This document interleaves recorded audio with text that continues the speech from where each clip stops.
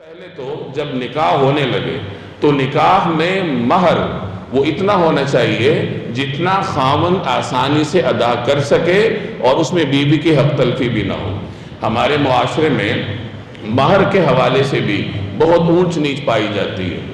مہر عموماً 5,000 رکھا جاتا ہے، حالانکہ لڑکا صاحب حیثیت ہوتا ہے۔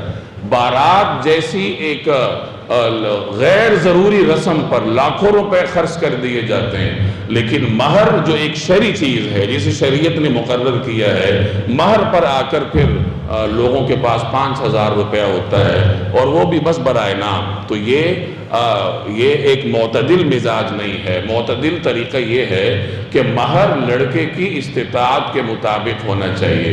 اگر لڑکے کو اللہ نے مال و دولت سے نوازا ہے، وہ خوب صاحب ثروت ہے، تو اس کا مہر بھی اسی کی ثروت کے مطابق لاکھوں اور کروڑوں میں ہونا چاہیے، بشرطے کہ اس کو یعنی اس کی استطاعت سے زیادہ اس کو پابند نہ کیا جائے۔ ایسا نہ ہو کہ اس بیچارے کے پاس 15-20 لاکھ روپیہ ہے اور آپ اس کا مہر 50 لاکھ مقرر کر دیں اور لڑکا پھر قرض لیتا پھرے، اور ایسا بھی نہ ہو کہ وہ لاکھوں کا مالک ہے اور مہر 5,000 روپے دے رہا ہے۔ تو مہر اتنا ہونا چاہیے جو لڑکا آسانی سے ادا کر دے، اس کی استطاعت کے مطابق ہو اور اس میں لڑکی کی حق تلفی بھی نہ ہو رہی ہو۔ عام طور پر 5 روپے رکھوا دیا جاتا ہے اور نام اس کا شرعی مہر رکھتے ہیں۔ شرعی مہر کوئی چیز نہیں ہے۔